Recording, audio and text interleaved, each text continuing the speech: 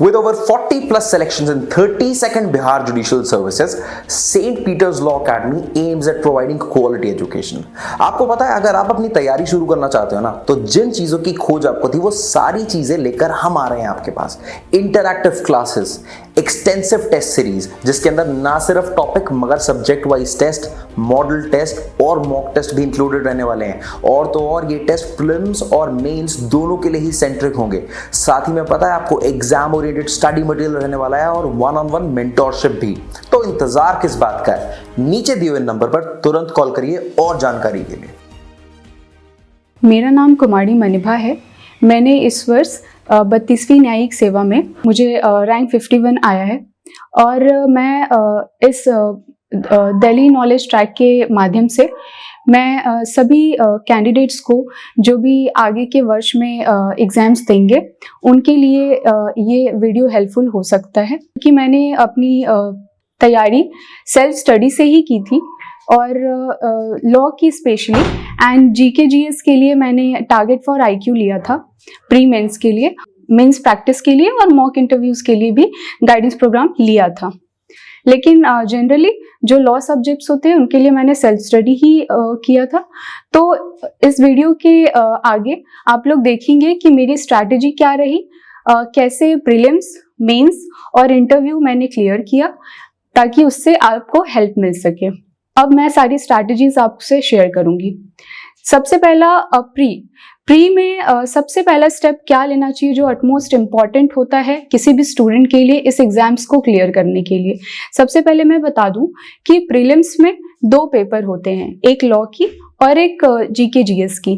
तो लॉ जो होता है वो 150 नंबर का होता है और जो जीके जीएस का पेपर होता है वो 100 नंबर का होता है. एक ही दिन में ये दोनों पेपर ली जाती है. सबसे पहले जीके जीएस का पेपर होता है जिसमें जनरली आपके एलिमेंट्री साइंस और जीके में मोस्ट इम्पॉर्टेंट जो पार्ट होता है वो हिस्ट्री का पार्ट होता है और बाकी आपके एलिमेंट्री साइंस होते हैं जीएस में, और जीके में करंट अफेयर इम्पॉर्टेंट पार्ट रखता है प्रीलिम्स के लिए. उसके अलावा जीके में ज्योग्राफी भी आपको पढ़नी होगी और मिसलेनियस पोर्शन. मैं प्रीलिम्स के रिगार्डिंग स्ट्रैटेजी और सोर्सेस क्या रखे थे मैंने वो आपसे शेयर करती हूँ. तो सबसे पहले जो सोर्सेज होते हैं जो आपको यूज़ करने हैं इस प्रीलिम्स के एग्जाम्स में, वो ज़रूरी है कि आप लिमिटेड रखें. सबसे पहला कि लॉ के लिए बेयर एक्ट सफिशिएंट है और अगर पहले से आपने नोट्स बना रखे हैं तो उसको आप रिवाइज कर सकते हैं. लेकिन अगर आपने नहीं बना रखे हैं तो बेयर इज़ नॉवेल, वो बिल्कुल आपको यूज़ करना है. और जो भी सेक्शंस होते हैं, जो भी प्रोविजंस होते हैं, उसको क्योंकि वो एग्रीगेटेड फॉर्म में होता है तो उसका आप इम्पॉर्टेंट है कि अगर पॉसिबल है, आपके पास टाइम है, तो सारे प्रोविजंस को के कीवर्ड्स को हर सेक्शन के साथ 40-50 पेज में आप पूरे एक्ट को बना ले. ये आपको तीनों स्टेजेस में काम आएंगी, प्रीलिम्स, मेंस एंड इंटरव्यू. उसके अलावा बेयर एक्ट के अलावा लॉ के लिए मैंने यूज किया था सिंगल पब्लिकेशन की जो एमसीक्यूज की बुक आती है वो. तो आप उसको सॉल्व कर सकते हो क्योंकि उसमें सारे स्टेट्स के एमसीक्यूज दिए होते हैं. तो वो बहुत इंपॉर्टेंट होता है कि आपका किसी भी सेक्शन से किस प्रकार के क्वेश्चंस पूछे जा सकते हैं, क्योंकि प्रीलिम्स में अनसर्टेनिटी होती है क्वेश्चन की कि किसी भी प्रोविजन से आपको किसी भी तरीके से घुमा के क्वेश्चन पूछा जा सकता है. लेकिन मेंस में ऐसा नहीं होता है, उसमें सर्टेन होता है. तो ये हो गया लॉ के लिए. उसके अलावा क्योंकि सेल्फ स्टडी मैंने की थी तो सेल्फ स्टडी में मेरी बहुत बड़ी हेल्प रही. यूट्यूब के माध्यम से मैंने काफ़ी क्लासेस किए, लाइक पेपराथॉन्स भी किए मैंने, क्योंकि एग्जाम्स जब नज़दीक आ गए थे मैंने ऑलरेडी बेयर एक्ट्स पढ़े थे तो उसको शॉर्ट में रिवाइज करने के लिए पेपराथॉन 1-2 बार मैंने यूज़ किया था और सेल्फ रिवाइज भी किया था. रिवीजन बहुत इंपॉर्टेंट है, खासकर लॉ जीके दोनों के लिए बहुत ही ज़्यादा. अब जीके जीएस पे आते हैं. जीके जीएस के लिए मैंने टारगेट फॉर आईक्यू लिया था. उसमें मैंने प्रीलिम्स और मेंस दोनों के लिए लिया था तो उससे मेरी काफ़ी हेल्प हो गई थी. अब मैं आती हूँ सोर्सेज पे. जीके जीएस के सोर्सेज जो हैं वो भी आपको लिमिटेड ही रखने हैं. अगर आपने कहीं क्लास ली है तो उसके नोट्स आप थोरो रीड कर सकते हैं, रिवाइज कर सकते हैं, रिमेंबर कर सकते हैं। इसके अलावा आप ल्यूसेंट जो है वो बहुत इंपॉर्टेंट है, खासकर बिहार जुडिशियल सर्विसेज के लिए। ल्यूसेंट आप बिल्कुल पढ़े, और खासकर history is of utmost importance. And उसके अलावा मिसलेनियस पोर्शन आपका मेंस के लिए इंपॉर्टेंट होगा। तो हिस्ट्री, ज्योग्राफी एंड साइंस ये जरूरी है कि आप ल्यूसेंट से जरूर कवर करें। हिस्ट्री क्योंकि थोड़ा डिफिकल्ट, स्टार्टिंग में अगर आप स्टार्ट करेंगे तो हिस्ट्री थोड़ा डिफिकल्ट लगेगा, तो उसको स्टार्ट आप कई अदर सोर्स से भी आप पढ़ सकते हैं। जैसे घटना चक्र मैंने ली थी, जो एमसीक्यूज की बुक होती है, लेकिन उसमें चैप्टर वाइज करके भी एक एक दो दो पेज में उसके कंटेंट्स दिए हुए थे, तो वो काफी हेल्पफुल रहे मेरे लिए। वो मैंने थॉरली, एक दो पेज ही होते हैं, वो मैंने पढ़ा। उसके बाद ल्यूसेंट को कवर किया। हिस्ट्री को मैंने काफी बार पढ़ा था, 3 4 5 बार ही पढ़ा था, क्योंकि वो रिमेंबर करना जरूरी है। अब आते हैं हिस्ट्री में एंशिएंट हिस्ट्री और जो medieval history and modern history. तो ज्यादा क्वेश्चंस जो आते हैं प्रीलिम्स में, ऐसे तीनों पोर्शन से आते हैं, लेकिन मैक्सिमम मॉडर्न एंड एंशिएंट से होते हैं। मॉडर्न हिस्ट्री की काफी अच्छी दी गई है ल्यूसेंट में भी, उसको आप बिल्कुल रिव्यू कर सकते हैं। एंड इसके अलावा एमसीक्यूज आप सॉल्व करें घटना चक्र से। और प्रीलिम्स में अटमोस्ट इम्पॉर्टेंट जो है वो है पीवाईक्यू, जो आपको इनिशियली वो सॉल्व करना चाहिए, लॉ का भी और जीके जीएस का भी, क्योंकि लॉ में बिहार में सर्टेन होता है कि किस सब्जेक्ट से कितने मार्क्स के क्वेश्चन आएंगे, और प्रोसीजरल लॉ खासकर कम नंबर के आते हैं। तो क्योंकि आपको एग्जाम को क्लियर करना है सर्टेन पीरियड ऑफ टाइम में, जो आपने पहले से पढ़ रखा है उसको रिवाइज करिए और स्ट्रेटेजाइज करिए कि क्लियर कैसे हो एग्जाम। जनरली 170 मार्क्स अगर आते हैं 250 में, तो वो एक सेफ जोन माना जाता है कि आपका प्रीलिम्स क्वालिफाई हो सकता है। तो पीवाईक्यू जो भी हैं उनको नोट डाउन करिए, और कौन से सब्जेक्ट से कितने मार्क्स के क्वेश्चंस आए हैं उसको नोट डाउन करिए, और उसी के अकॉर्डिंग आप स्ट्रेटेजाइज करिए कि किस सब्जेक्ट को कितना टाइम देना है और कितने टाइम के विद इन उसको कवर करना है। Same goes with the GK GS also. So GK GS के लिए भी आप प्रीलिम्स, और अगर आपके पास लीजर टाइम है तो आप मेंस का भी क्वेश्चन जरूर देखें जीके जीएस के लिए। इसके बाद आता है second stage, mains examination. As the term itself states कि मेंस, ये तीनों स्टेजेस में सबसे इंपॉर्टेंट, अटमोस्ट इंपॉर्टेंट जो स्टेज होता है वो होता है मेंस एग्जाम, जिसमें आपके काफी स्कोर जो है वो मेंस और इंटरव्यू के स्कोर ही लास्ट में ऐड होते हैं, जबकि प्री जो है वो क्वालिफाइंग होता है। तो मेंस में आपको क्या स्ट्रैटेजी रखनी है, क्या सोर्सेज रखना है, ये मैं आपके साथ शेयर करूंगी। तो मेंस में सबसे पहला जो इम्पोर्टेंट होता है वो सबसे इम्पोर्टेंट पीवाईक्यू। आप पीवाईक्यू उठाइए, सारी ईयर्स के क्वेश्चंस को एक जगह एग्रीगेट करिए सारे सब्जेक्ट्स के, एंड थॉरली उसको आंसर फॉर्म में, मॉडल आंसर फॉर्म में आप लिखिए। जैसे कि अगर कोई एक टॉपिक है, रेस जुडिकाटा फॉर एग्जाम्पल, तो उस टॉपिक को आप इस तरीके से लिखें कि अगर उससे किसी भी प्रकार के क्वेश्चन पूछे जाते हैं तो आपका एक ही टॉपिक में वो सारा कवर हो। तो आप इस तरीके से आंसर लिख सकते हैं।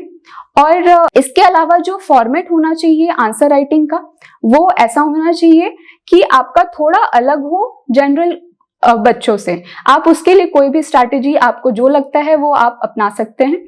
मैंने ये किया था कि मैंने इंट्रोडक्शन पार्ट, उसके बाद ऑब्जेक्ट या जुरिस्प्रूडेंशियल एस्पेक्ट उसके लिखे थे, उसके बाद जो भी प्रोविजन है या अदर क्वेश्चन अगर उससे रिलेटेड है तो उसको मैंने डील किया था। प्रोविजंस के बाद की एसेंशियल्स ऑफ द सेक्शन और प्रोविजन, उसके बाद जो भी केस लॉज होते हैं, लैंडमार्क केस आप एक डाल सकते हो, और अगर आप रीसेंट केस लॉ डाल दो तो वो एनहांस कर देता है आपके मार्क्स को। इसके अलावा जो मोस्ट इंपॉर्टेंट है कंक्लूजन, क्योंकि टाइम लास्ट में लिखना होता है और बहुत बच्चे के कंक्लूजन छूट जाते हैं, लेकिन वो मार्क्स को एनहांस करता है। So you must write conclusion also.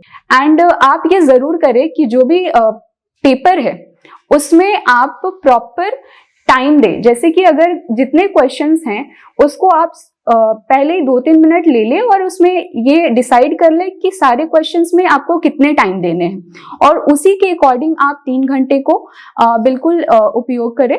ऐसा ना हो कि फर्स्ट क्वेश्चन, सेकंड क्वेश्चन काफी अच्छा हो जाए और लास्ट क्वेश्चन में आपकी क्वालिटी डिग्रेड कर जाए। ऐसा बिल्कुल नहीं होना चाहिए।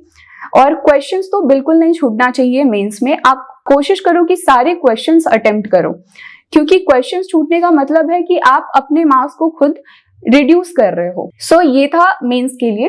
और खासकर मेंस में जो है आपका आंसर प्रैक्टिस बहुत ज्यादा इंपॉर्टेंट होता है, बहुत ही ज्यादा। आप जितना प्रैक्टिस करोगे, क्योंकि एक दिन में 2-2 एग्जाम देने हैं 3-3 घंटे के, इट्स नॉट इजी। अगर आपका प्रैक्टिस नहीं है, आपके पास कितना भी नॉलेज है, आप उसको राइटिंग में नहीं ले जा सकते हो इतने घंटे के लिए। और इतना स्पीड भी रखना होता है, कंटेंट भी आपको प्रॉपर देनी होती है और क्वालिटी भी देनी होती है, तो आप उससे कॉम्प्रोमाइज नहीं कर सकते। तो इसलिए आप आंसर प्रैक्टिस जरूर करो। मैंने भी मॉक टेस्ट लिए थे प्रैक्टिस के लिए, 2-2 मॉक टेस्ट लिए थे, एक एम्बिशन इंस्टीट्यूट से लिए थे और एक और लिए थे परीक्षा रिफ्रेशर से। तो ये मैंने मेंस के लिए स्ट्रैटेजी अपनाई थी और इसमें मैंने कोशिश की थी कि मैं जितने प्रैक्टिस कर पाऊँ apart from mock test.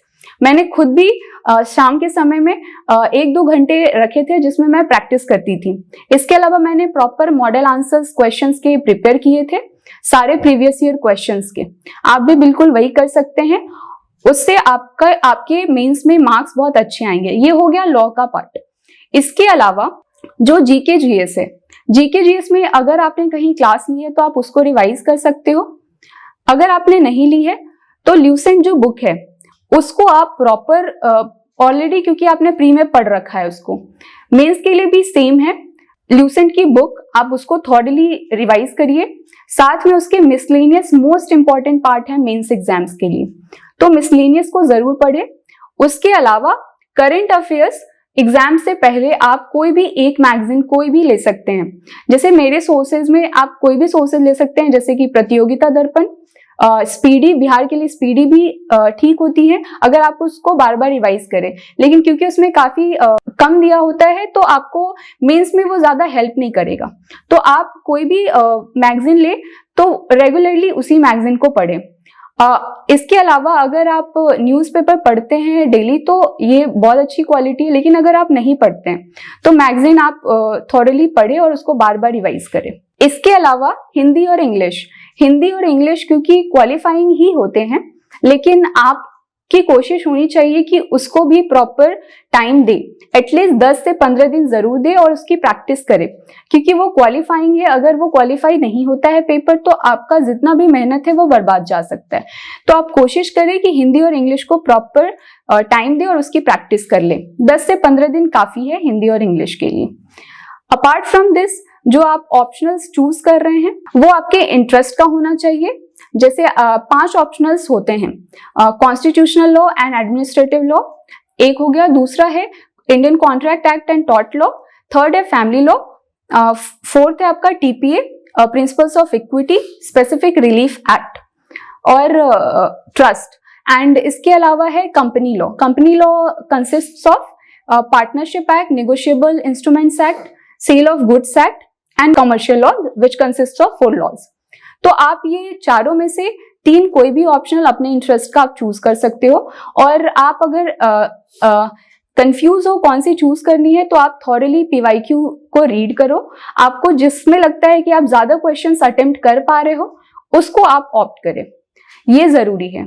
And इसके अलावा जो कंपल्सरी पेपर होता है वो होता है law of evidence and procedural law. उसमें आपके क्योंकि 5 सब्जेक्ट्स होते हैं तो सारे में क्योंकि जो सीपीसी होता है और सीआरपीसी और एविडेंस, सीपीसी और एविडेंस ज्यादा नंबर के होते हैं तो उसको आप थोड़ा ज्यादा ध्यान दें।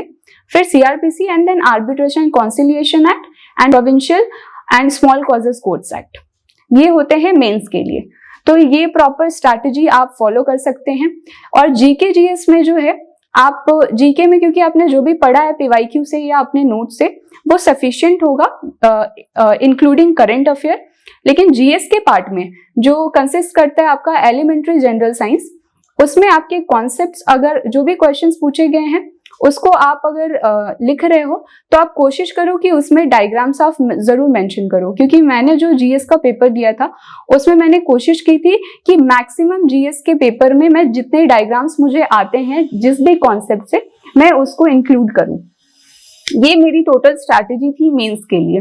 St. Peter's Law Academy has totally killed it with over 40 plus results in 32nd Bihar Judicial Service examination. If you also want to be the next amongst them, let me tell you what all you will get in our judiciary program. You will get features like live and recorded lectures, one-on-one mentorship program, guidance in all three spheres from your prelims to mains to interview, special answer writing classes, case law digests and much more. More details, call on the number given below and let us help in your journey from classroom to courtroom. इसके बाद जो stage आता है आपका interview stage, ये क्योंकि कुछ बच्चों की स्पीकिंग स्किल अच्छी होती है, ये मेन जो स्टेज है इसमें आपकी पर्सनालिटी टेस्ट होती है, लेकिन आप ये बिल्कुल ना समझे कि इस पे नॉलेज टेस्ट नहीं होता है, क्योंकि आपका जो लॉ है, आपने जो पढ़ा है उसी के थ्रू कम्युनिकेशन का मोड वही होता है आपका लॉ सब्जेक्ट्स, जो वहाँ के पैनल आपसे पूछेंगे। तो नॉलेज बिल्कुल वहाँ पे दिखना चाहिए और आपका रिवीजन होना चाहिए। Revision of utmost important in the interview including mock interviews अगर आप दें, लेकिन रिवीजन जरूर करें, क्योंकि मैंने जो भी रिवीजन मेरे पास 2 से 2.5 महीने का समय था, जिसमें मुझे, क्योंकि मेरा फर्स्ट अटेम्प्ट था तो मुझे प्रॉपर पता नहीं था कि इसमें कैसे क्या करूं, पहले रिवीजन करूं या मॉक इंटरव्यूज ज्यादा दूं। मैं बता दूं कि मैंने मॉक इंटरव्यूज बहुत सारे जगह दिए थे। एटलीस्ट मैंने 17 से 18 mock interviews online offline mode में दिए थे। इसके अलावा रिवीजन जो होता है वो आप स्टार्टिंग में करें, क्योंकि आपका जब रिजल्ट आता है उसके तुरंत बाद बहुत सारे इंस्टीट्यूट्स मॉक इंटरव्यूज लेने लगते हैं। अगर आपकी प्रिपरेशन नहीं है तो कुछ दिन ठहरकर आप प्रॉपर रिवीजन कर ले और फिर मॉक इंटरव्यूज दें, क्योंकि अगर आपका रिवीजन नहीं है, चीजें आपको आती भी रहेंगी लेकिन आप कॉन्फिडेंस लूज करोगे और आपका इंटरव्यू खराब होगा। तो डेफिनेटली आप सारे सब्जेक्ट्स को रिवाइज करो apart from your optional also, कि जो भी प्रीलिम्स में आपके सारे जो भी सब्जेक्ट्स थे वो सारे कोशिश करो कि जो भी इंपॉर्टेंट सब्जेक्ट्स हैं अपार्ट फ्रॉम योर ऑप्शनल, क्योंकि ऑप्शनल तो आपको डेफिनेटली करना है विथ प्रोसीजरल लॉ इम्पॉर्टेंटली, और कॉन्स्टिट्यूशन एंड मेनली जो अटमोस्ट इम्पॉर्टेंस रखता है, जैसे आपका कॉन्स्टिट्यूशनल लॉ हो गया, एडमिनिस्ट्रेटिव लॉ आपका हो गया, procedural law and contract, family law, TPA, ये सारे सब्जेक्ट्स को आप जरूर से जरूर रिवाइज करें। और आपके अगर कमर्शियल लॉज है तो उसमें भी इंपॉर्टेंट है partnership act, negotiable instrument act, sale of goods act. तो ये सारे सब्जेक्ट्स को एटलीस्ट आप अच्छे से रिवाइज करें। साथ में मैंने सोर्स ये रखा था कि कुछ बुक्स आती हैं, 1-2 एम्बिशन की भी एक बुक आती है और एक और बुक आती है, उसमें आप जो है उसमें सारे क्वेश्चंस लिखे हुए होते हैं और उसके साथ आंसर्स मेंशन होते हैं इंटरव्यूज के, वो आपके लिए हेल्पफुल हो सकता है बिल्कुल। तो इंटरव्यू में जो है आप सारे सब्जेक्ट्स को रिवाइज करें सबसे पहले, उसके बाद मॉक इंटरव्यूज दें। आप जितने मॉक इंटरव्यूज देंगे रिवीजन करके, आपका कॉन्फिडेंस उतना बूस्ट होगा और अल्टीमेटली आपका जो इंटरव्यू होगा वो बहुत अच्छा होगा। लेकिन अगर आपका मॉक इंटरव्यूज थोड़ा खराब भी जा रहा है, अच्छा नहीं भी जा रहा है, क्योंकि मॉक इंटरव्यू जो जनरली लिए जाते हैं उसमें थोड़ा सीरियसनेस होता है, बट जो रियल इंटरव्यू होता है वो आपको थोड़ा इनफॉर्मल करते हैं कुछ टाइम के लिए, ताकि आप उस इनफॉर्मल सिचुएशन में कैसे एक्ट करते हो वो आपको जरूर देखते हैं, जो मेरे साथ हुआ था। मैं आपके साथ शेयर करना चाहूंगी क्वेश्चंस जो मेरे इंटरव्यूज में मुझसे पूछे गए थे। सबसे पहले जब मैं गई थी, मेरे इंटरव्यूज एटलीस्ट 12 to 13 मिनट्स चले थे, जिसमें 4 पैनल मेंबर्स थे, एक ऑनरेबल जस्टिस थे, एक और 2 बीपीएससी के मेंबर थे और एक प्रोफेसर थे। तो ये था। उसके बाद सबसे पहला क्वेश्चन ऑनरेबल जस्टिस ने मुझसे पूछा था कि आप हॉरिजॉन्टल रिजर्वेशन से क्या समझते हो। उसके बाद उन्होंने पूछा था कि इसका एप्लीकेशन कैसे होता है, हॉरिजॉन्टल रिजर्वेशन कैसे अप्लाई किया जाता है। उसके बाद उन्होंने क्रुएल्टी से क्वेश्चन पूछा था, cruelty in Hindu marriage act and in Indian penal code. उसके अलावा क्रुएल्टी से रिलेटेड उन्होंने एक एप्लीकेशन बेस्ड क्वेश्चन पूछा था। उसके बाद मैम ने मुझसे टीपीए के क्वेश्चंस पूछे थे, जैसे कि सेक्शन 41 ऑस्टेंशिबल ओनर, उसके रिगार्डिंग क्वेश्चन था। दूसरा perpetuity and unborn person section 13 and section 14, ये दोनों से ही मेरे क्वेश्चन थे। टोटल 3 क्वेश्चंस मुझसे टीपीएस से पूछे गए थे। उसके बाद मुझसे 2 इनफॉर्मल क्वेश्चंस पूछा गया था कि मैंने जो एलएलबी डिग्री है बीएलएलबी वो कहाँ से की है और कब की है। तो मैंने 2022 में ही कंप्लीट किया था BLLB from central university of south Bihar. इसके बाद उन्होंने मुझसे पूछा था क्यूरेटिव पिटीशन, कि क्यूरेटिव पिटीशन क्या होता है और क्या ये डिस्ट्रिक्ट कोर्ट में लाई करता है, क्या ये हाई कोर्ट में लाई करता है। ये सारे क्वेश्चंस मुझसे जनरली पूछे गए थे। और लास्ट में मुझसे ये पूछा गया था कि क्योंकि आप मजिस्ट्रेट बनने वाले हैं तो जो जजेस होते हैं उनके प्रमोशन के रिगार्डिंग सीआरपीसी में कहाँ सेक्शन है। बट ये थोड़ा ट्रिकी क्वेश्चन था और ऐसे ही कुछ 1-2 क्वेश्चंस जो होते हैं वो आपके बिल्कुल ट्रिकी हो सकते हैं और आप एक्सपेक्ट नहीं करेंगे वैसे भी क्वेश्चंस हो सकते हैं। लेकिन जनरली आप ये सोच के चले कि आपने जो भी मेंस में पढ़ा है आप उसको प्रॉपर रिवाइज करें और कॉन्फिडेंट रहे कि वहां पे जनरली सारे क्वेश्चंस आपको आएंगे। अगर वहां पे सारे क्वेश्चंस के आंसर्स नहीं आते हैं आपको कॉन्फिडेंस लूज नहीं करना है, क्योंकि वहां पे अगर 1 से 2, 3, 4 क्वेश्चन के भी आंसर आप अगर क्वालिटी में देते हैं तो वो बहुत अच्छा होगा। जरूरी नहीं है कि आप सारे क्वेश्चंस के आंसर दें, लेकिन कोशिश ये रखना है कि आप रिविजन करें और सारे क्वेश्चंस को अटेम्प्ट करें इंटरव्यू में। लेकिन अगर आपको नहीं आता है तो पैनल को घुमाना नहीं है, सीधे सीधे आपको सॉरी बोल देना है और बता देना है कि नहीं मुझे ये इसका जवाब नहीं आता है।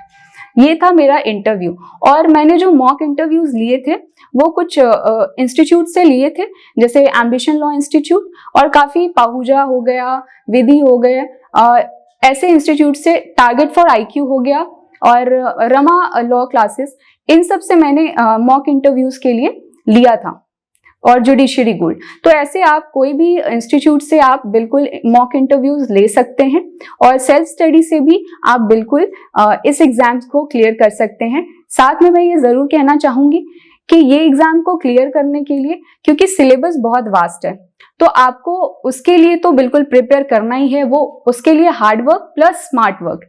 क्योंकि हार्डवर्क सिर्फ इस एग्जाम को क्लियर करने के लिए hard work is not the key, but आपको स्मार्टली वर्क करना है कि कौन से पोर्शन से ज्यादा क्वेश्चन आ रहा है, कहाँ पे आपको ज्यादा टाइम देना है, प्रैक्टिस ज्यादा करनी है, जैसे प्री में एमसीक्यू ज्यादा करना है, मेंस में आपको आंसर राइटिंग प्रैक्टिस ज्यादा करनी है, इंटरव्यू में आपको रिवीजन एंड मॉक इंटरव्यूज देने हैं। तो ये स्ट्रैटेजीज तीनों स्टेजेस को क्लियर करने के लिए अलग अलग तरीके की स्ट्रैटेजीज हैं। स्मार्टली आपको वो स्ट्रैटेजीज फॉलो करने हैं और हार्ड वर्क करने हैं। तो ये सारे पॉइंट्स थे जो मैं आपके साथ शेयर करना चाहती थी। और मैं ये जरूर कहना चाहूंगी कि जो बच्चे कोचिंग कर रहे हैं वो भी, जो बच्चे सेल्फ स्टडी कर रहे हैं वो भी, ये ना सोचे कि अगर वो सेल्फ स्टडी कर रहे हैं तो वो उनसे ये एग्जाम क्लियर नहीं हो सकता है। एक चीज जो बहुत इंपॉर्टेंट है, कंसिस्टेंसी। बिहार की जो एग्जाम होती है वो 2 साल तक लगभग चलती है और आपको इसके लिए कंसिस्टेंसी, डेडिकेशन और पेशेंस बहुत ही ज्यादा आपके काम आएगा और इसको कोशिश करें कि आप खुद में इनकलकेट करें ड्यूरिंग प्रिपरेशन, तो आप बिल्कुल सक्सेसफुल हो सकते हैं। मैंने खुद सेल्फ स्टडी की है, तो मेरा भी ये फर्स्ट अटेम्प्ट था और मेरा ये मैंने रैंक 51 से इस एग्जाम में सफलता पाई है। लास्ट में मैं दिल्ली नॉलेज ट्रैक को धन्यवाद करना चाहूंगी। दिल्ली नॉलेज ट्रैक के द्वारा मैं इस माध्यम से बहुत सारे कैंडिडेट्स को स्ट्रैटेजीज शेयर कर पाई, सो दैट कि जो भी बच्चे सेल्फ स्टडी कर रहे हैं या कोचिंग कर रहे हैं उनको हेल्प हो। Thank you so much.